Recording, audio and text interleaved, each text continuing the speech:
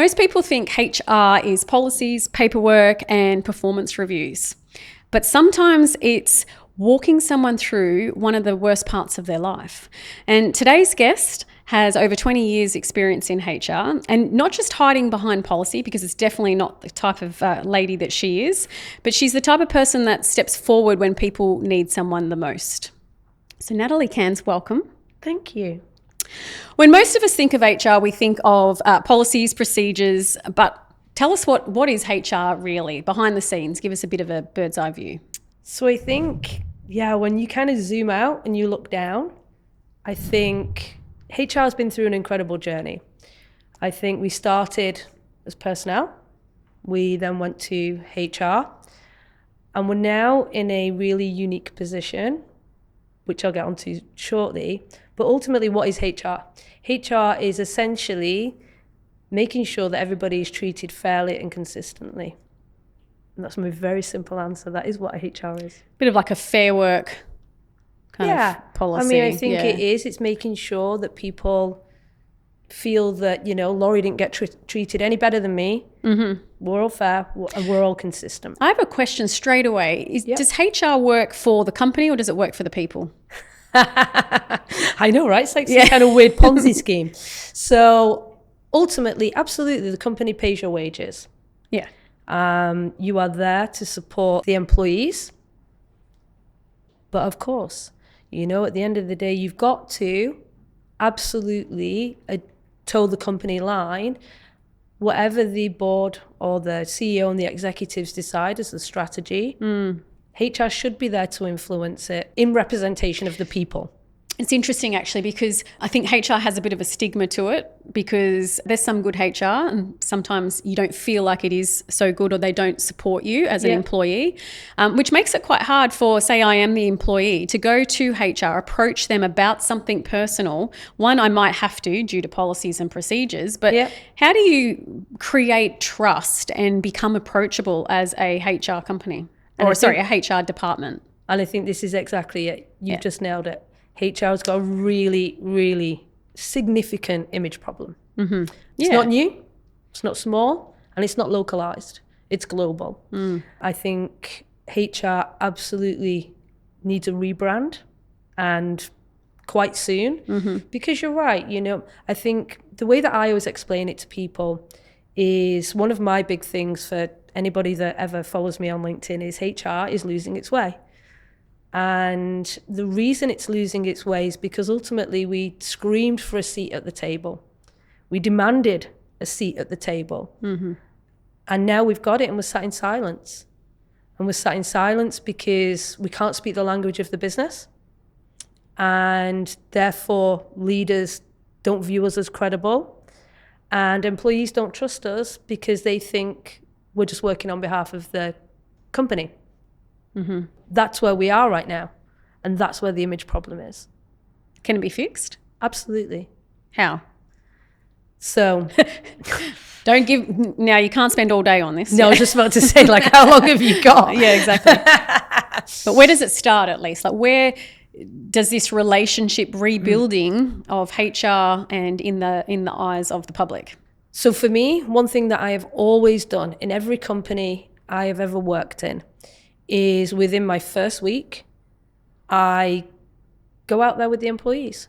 I want to see what it's like. Mm-hmm. I want to feel what the shop floor is like, and what is the operation? How do people feel? What facilities have they got? What is their world that they're operating within? Instantly you get credibility. The majority of HR people are in a locked office. They don't come out, because it's all about confidentiality, and it feels very cloak and dagger to the employees outside. But a lot of HR people don't even venture outside. And I think there's certain things that we've got to do to connect to the employees. Like what? So for me, I've always been honest and transparent. Mm-hmm. Human first. Mm-hmm. That has always been my anchor. That has always been my values. And that doesn't mean delivering nice messages and sugarcoating things. You don't look like a sugarcoater. No. But it's how you deliver it. Yeah. It's how you deliver it. And even when you deliver some of the worst news possible to an employee, People will forget what, they don't forget the how. Okay, and I think you've hit something important there, which is delivery, right? And delivery matters in of course. any situation. Talk to me a little bit about situations and moments, because as I said, we think HR is policies, procedures, and you're a little bit, well, we either fear you or we're not interested in going anywhere near you guys. But on the flip side, you do have to deliver some information and support the humans first, interestingly. So what is it that you or HR does that people wouldn't expect to support the humans? Okay, there's two things that come to mind here, and this is one. So I've built my own training program, and this is actually part of that training program. I actually ask HR professionals, how many people have you terminated employment to? And, 9 times out of 10, they're like, oh, I couldn't even count them. I can't remember. I say, why have you ever done one? Unless it was in your own team. That's not your job. Because if that's your job, who treats the person right as they're exiting the business? Because they're not going to come to you, because you just fired them. And that's like a small example of how HR's got it wrong. The manager and the leader should be terminating the employment. We literally sit there to make sure the process is fair and consistent. And that they get their final pay. They're treated. Yes, of course. Regardless of what the reason for termination is, people still need to be treated right on the way out, because it's just as important as when you're bringing them through the door. And I think that's one of the confusions that sits. Why do you think companies don't understand much about HR? Why has it got this bad stigma? And like I've already said, how do you fix it? But is it a training problem, or is it literally branding? Both. We're in a really critical moment at the moment with the workplace. It is evolving faster than we've ever seen a workplace evolve before with technology and AI. You've got employees that can have Amazon delivered to the door in 8 minutes. 8 minutes? 8 minutes. Wow. Do you not have Amazon now? Not in 8 minutes. It's incredible. So employees have got access to all the information they want in the world. And I always use the example of performance management systems being archaic. Yet we wait to month 6, then month 12 to give feedback. A caddy wouldn't be giving feedback to a golfer on the 18th hole how he could have been better on the 3rd. That's a good analogy, actually, yeah. Yes, that's one of my favourites. But he wouldn't. Yet we're still continuing the archaic systems. So I think we've got that element, that our systems are outdated now with the pace of the workforce, but we've also got a leadership problem. And due to capability within the leadership space, that's why things get handballed to HR. HR always wants to say yes. And I now call HR the corporate dumping ground, because that's what it is. Pretty much, yeah. Sounds like it. All right, let's just switch a little bit here and go to, you've shared that your father changed how you see work and people with me when we've chatted previously. Yeah. Can you take us back to that moment? Hilariously, I actually started my life in finance. And I started my life in finance because my sister did. My sister was excellent at finance, and she got me my first job. And I remember my dad saying to me, do not let your sister down. No pressure. Okay. Anyway, I started the job and I was terrible at it. And for sure, my sister is mathematically very, very gifted. I am more gifted around my English skills and creative writing, things like that. Anyway, I was terrible at finance, but I continued this finance career for years. And eventually I ended up working at the Bank of New York. They were setting up a new office in Manchester. And again, I couldn't do the work. It would be very common for me to be in the office at 3 a.m. in the morning, just trying my very best. Anyway, they advertised the role of HR administrator. And at this point, I was already an investment accountant, which I actually can't believe when I say the words out loud. And I remember speaking to mum and dad, and I just said, look, I can't do this anymore. Like, I'd been through a 9-month leadership training program. I'd worked overseas. I was like, I love cultures. I love people. I think this is what I should do. But it was a huge step back, huge step back financially, professionally. Anyway, the closing date for the application was the Monday. And I remember leaving work on that Friday, and I called Dad, and I said to my dad, and I said, Dad, like, what am I going to do? And he said, Nat, I don't know where you are right now. He said, but it's really windy. He said, let's chat over the weekend. He said, and whatever you decide, me and your mum will support you. And that conversation never happened because my dad unexpectedly died that night. So I called my boss on the Monday morning and I was like, hey, I'm so sorry, I can't be in work today. My dad passed away on Friday night. And she said, will you be in tomorrow? And I knew that was it. I wanted to go in HR because I never wanted anybody to be treated like that again. And that's why I went into HR. I went back 2 weeks later. I explained to the HR director what had happened and they accepted my application and off I went. What did it teach you about workplaces and people? Unfortunately, the majority of the time you're seen as a number and not a person. And that's the saddest part because people deserve more than that. And I think a lot of HR teams see people in an office environment and the minute that they leave the workplace, they forget they've got a family, a life, everything else. But within the workplace, they're just numbers. That's sad, isn't it? Well, I'm glad it pushed you towards HR because obviously that's where it's taken your career. Yeah. What I was going to ask you next was, we've talked about heavy conversations. So you do the firing, but what about personal circumstances? Because I feel like sometimes HR seems to be a counsellor as well, depending on the relationship. Yeah, absolutely. And I think also, especially when you live in a world that is predominantly expat, it carries more responsibility because we don't have the same systems around us here. We don't all have a huge family network. We don't all have a larger community. You know, we don't have our best friends from school here. So I think people here also do lean into HR a lot more. We get involved in a lot more because of what we're responsible for. Yep. I certainly know that I have done things that I've never been trained for. That doesn't mean to say I did them wrong. It simply means I know that I would have wanted to be treated that way in that circumstance.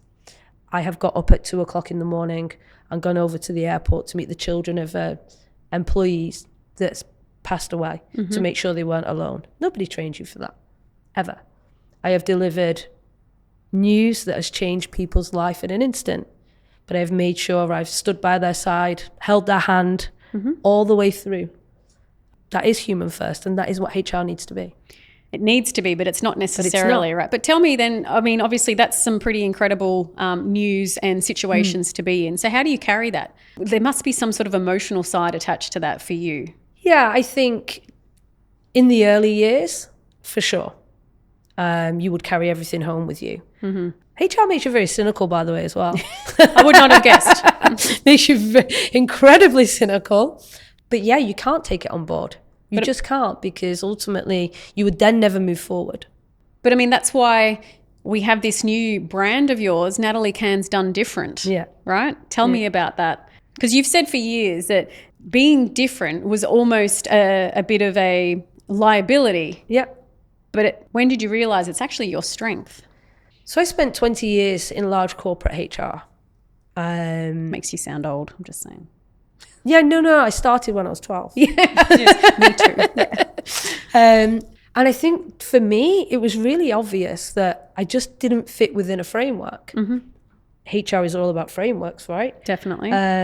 What was interesting is as I went through my career, all the executives I worked with said, you're just different. And I just accepted it. And they were saying it positively. Yeah, but I just accepted it and I carried on. Then I stepped outside the corporate world to set up by myself. And I actually went back and asked them. And I said to them, you know, when you call me different, what did you mean? And they said, you just get it. You get the business, you understand the business, you understand what it takes to run a business, but you also understand the impact on employees, and you can see how the two marry together. And they were like, you're just different. And I was like, okay. Maybe it's because I started in finance, even though I was terrible at it, it taught me a lot. I don't know. Well, maybe it's because you were treated how you don't want to be treated. Exactly. Yeah. Yeah. So yeah, my whole brand now is Done Different. And that's what I try to do, because as individuals, we are all individual. So it's time to do things differently. The world is different. So what does Natalie Cairns Done Different mean? What does it do? What does it stand for? What does she do? Who are you? Yeah. Who are you, girl? So yeah, I launched my brand 8 months ago, 8 months ago. Congratulations. I remember the day. Thank you. And so much has changed since then, and so much has evolved as well. So It's much, been yeah. quite fast paced. Very fast. I think my brand has evolved. The world has evolved, changed. And again, I feel like this year has been the fastest pace, or this last kind of 12 months has been the fastest year I've ever had. Yeah, without a change. doubt. Yeah, I mean, like literally we just closed out Q1 of 2026. Happy April Fool's Day. So yeah, my brand launched, it's like 8 months ago. I actually launched it on the anniversary of my dad's death. In honour of him. Yeah, I did. Lovely. Originally, I launched Natalie Cairns HR Done Different. My brand is now evolving, and it is now going to be Done Different. So I'll elevate that brand, and underneath it, I will have HR Done Different, speaking done different, and performance done different. What gives you the courage to walk away from corporate and start your own company and business? Because now you're fending for yourself, you know, finance relies on Natalie. Yeah, absolutely. And, you know, and a lot of the listeners are thinking about, they've got ideas, they want to walk away from corporate jobs, they think they can do things differently too. But what is it? Was there a straw that was broken that made you step forward? Was it just, you know, did you lose your job and get made redundant and you thought, well, I've got to survive? Like, what was the reason for you to step out on your own, and what makes you feel confident enough that it's going to continue to succeed? So I left corporate because my moral compass was destroyed. Love that. Absolutely destroyed. I couldn't continue to do it. I stayed in corporate probably 2 years longer than I should have. And the reason that I did was because there were certain things that I wanted to do to deliver within that organization to protect the people the best I could. I left because I have a wild, obsessive belief that I will make it. And I think when you have been through something where you can actually tangibly feel how quickly life can change in an instant, I don't want to live with regrets. And I refuse to. I just believe it will work. It will work. It has to. It has to. I've got no choice. To pay. Hey, Loz, I'm coming to stay with you. Yeah, no problem. All right. So recently we were talking, and you mentioned that you were building this big project, let's say, in the background, and you're getting ready to launch. Yep. And then, of course, we had a lot of conflict start here in this region. And so you shifted and you pivoted, which I absolutely love, because it's so important to do that. But you were very brave to, you know, literally change course, and you've created something for free, Human First. Yeah. Tell us a little bit about that and how people can lean into that, what it can do for them, or what's your whole mission on that? I was due to launch the Human Performance Labs on the 26th of March. And literally, I think we were ready to start with the socials. I think they were due for like the 3rd of March or whatever. And obviously we all know what happened 4 weeks ago. And I sat and I sulked for the first week. I properly sulked, and I won't hide from that. I won't hide from it, and I won't deny it. And then I got up that Monday morning and I was like, no, this is not how you behave. This is not how you respond. We need to meet people where they're at. So the Human Performance Lab was a series of immersive experiences which require you to be in person. For sure, there was nothing happening in person. I represent 9 speakers. I reached out to the speakers and I asked them if they would do something for free for the community. They all agreed in an instant, and I built Human First. So Human First is a series of webinars covering a multitude of topics. And yeah, we put it out free to the community, and the response was incredible. And then initially we had 6 webinars, and then I was requested to put on one more, which happened 2 days ago, which was me. I did mine on HR is hard.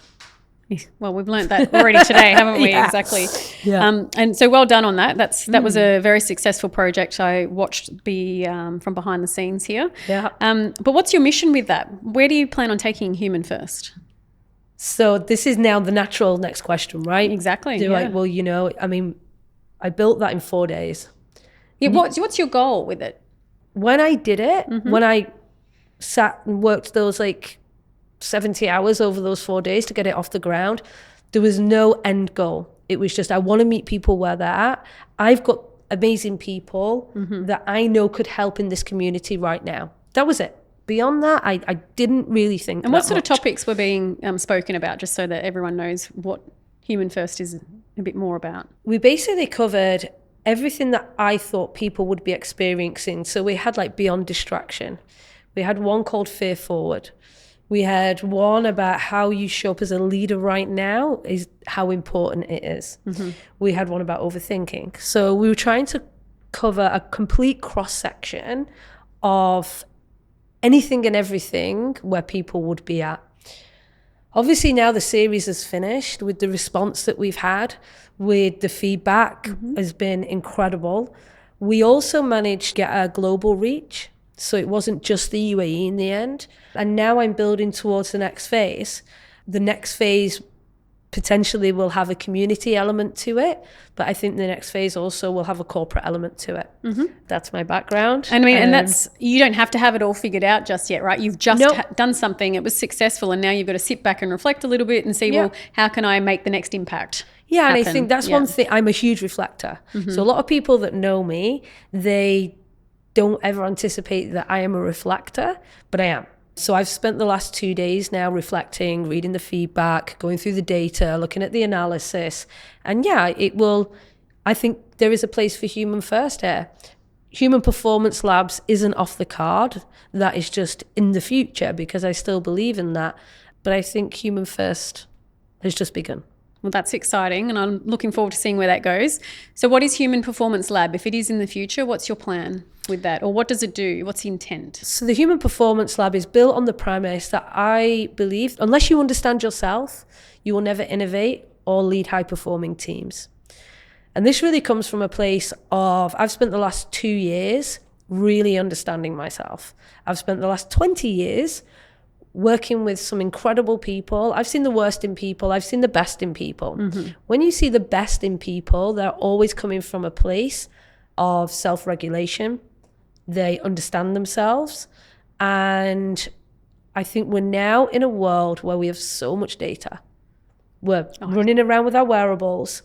We operationally within organizations. And for me, the part that is missing is, how do we change this behavior? So Human Performance Lab was going to be a series of 7 fully submersive experiences. And we were going to simulate the emotion or the behavior. And then the commitment out the back of it was, now you have to be accountable to change that behavior. So it's not a leadership program. It's not a off the shelf. People can attend 1, they can attend 2, they can attend the full series. But ultimately it is to enable people to really understand what's going on inside them. Interesting. Yeah. So any sort of emotion could result. Yeah, and I think, we spend some release. If you look at the trends now, because leadership, it all goes through trends, well-being, all through trends. And I think now we're in this, certainly with the generation now coming into the workforce, everybody looks after their body now. Everybody's in the gym, everybody's training their body, but no one's training their mind. And that's the part that's missing. And it's a constant work, something you have to constantly work at. Exactly. Yeah. And that's the part that Human Performance Lab will serve. Okay, so you help in human performance and stress transformation is something that you've told me. So having worked in HR for a long time, you obviously work with some pretty impressive high performers. What leads to burnout for high performers that you've noticed? Ultimately, what gets them there is the inability to recognize the early symptoms. I think we have the constant demands of the world that are put on us from the minute we wake up till the minute we go to bed. What else do you think people need to know about Natalie Cairns and where you're going? What's next? What are you building? Okay, so there's a couple of things at the moment. Through my work with Mo and Alice, we do a lot of PR and events with them. So there was an assumption that I represent speakers, and now I do. I now have 9 speakers that I represent. That isn't anywhere on any of my website or my socials or anything. So that's now being built. So I have that. So representing speakers means you find them speaking gigs? Yeah. Okay. Yeah. So find them speaking gigs. I support them in terms of market research, looking what's trending in the market, looking what conferences we've got coming up. So there's that part to it. I've also, as part of the original HR Done Different, I have HR for HR subscription. But what is that? HR for HR, there isn't. Basically, if you're an employee. No one looking after the HR departments in companies? Yeah. So what does your subscription do for those companies? They give the companies access to me. Okay. So for their internal HR team. So it's like a coaching, or is it a training course, or what is that? So the subscription is literally like a hour a month coaching. I love it. Or they can bring a specific problem they need help with. Because I think there is a huge underinvestment in HR. I mean, if you're a startup or if you're a medium-sized company, you're not going to hire me. I'm too expensive, but also I'd be bored. So, but every now and again, there are things that come along that people aren't trained for. So they have access to me. As part of that, and as part of my acknowledgement that I probably have done HR a bit different for a long time, I also built the Play formula, which is my way of doing HR. That's currently being built into an e-learning platform. So I'm about 2 months away from that as well. So that's coming up. So then the speakers, then Human Performance Lab, and now Human First. In the studio here talking to someone the other day, and one of the things that she was telling us that was she was privileged to be with her grandmother at, let's say, end of life. And so that's really resonated with me. So I have a question for you. Yeah. If you are at end of life, what do you want to be known for? So it's almost like what do I want on my headstone? Well, yeah. If someone's writing a book about you, or they're telling a story about Natalie Cairns, what are they saying? She showed up when it mattered, and when it mattered the most. See, I love that. Right, Natalie. Yes. I always end kind of this conversation with 10 rapid fire questions. Okay. Simples. You've got this. Okay, very easy. I'm ready. I'm going to start easy on you. Tea or coffee? Coffee. I knew that about you, I think. Early morning or late nights? Early morning. Do you know what? When I was writing this morning, I was like, I know she's going to say early morning. Of course. I am too. But what I've found is that most entrepreneurs are early morning, right? They want to get up at the crack of dawn or before because, I don't know, are you more active and productive in the mornings, like mentally? Literally, I'm normally up maybe around 5:30, 6. They are the best hours of my day. And also it's beautiful outside at that time of morning. Okay. One word your friends would use to describe you. Be gentle. A nice friend. A really nice friend. Loyal. Loyal. Oh, I love that. What's a book or a podcast that's changed your perspective? 10 times is easier than 2 times. Dan Sullivan. What's one leadership trait everyone should develop? Self-regulation. Oof, look at you. If this was like a talk show quiz thing, you'd be making the money right now. What's a habit that keeps you grounded? Gym. How often do you train? That's 5 times a week. Do you? Yeah. You look great. Thank you. So I can tell. Yeah. And why? Just to go on, like I think training, it's one of my things. It's so important. Well, what does it do for you? Resets me. Yeah. It's the time where I don't have to think about anything else. I go, I get the workout done. It's my safe space. Done, out, reset, keep going. Love it. Best advice you've ever received? Oof. This is a good one. Best advice I've ever received. Let them. Oh, Mel Robbins. Yeah. There you go. Oh, okay. Well, what does let them mean to you? So let them to me means literally that. Whatever happens, whatever anybody else does, it's not a reflection of me. It's a reflection of them. So much for rapid fire questions here. Sorry. What's something you're currently learning to grow? I think one thing that's become really relevant probably for a lot of us in the last 4 weeks is you don't have to have it all figured out. Things can change beyond our wildest dreams. And I think the last 4 weeks has really proved that, you know, for Human Performance Lab, there was a clear plan, there was a clear strategy, and it was well thought out, and market research. Okay, well, that was all great. For Human First, there was none of that. I didn't have it figured out, and I just went for it. And you seem like that kind of girl, and it's obviously done you favors there. All right, what's your favorite holiday destination? And this is purely because I want to know. I was asked this recently, and I don't have one in particular one. I know, it's really disappointing. I could just be sat here and go, oh, Maldives.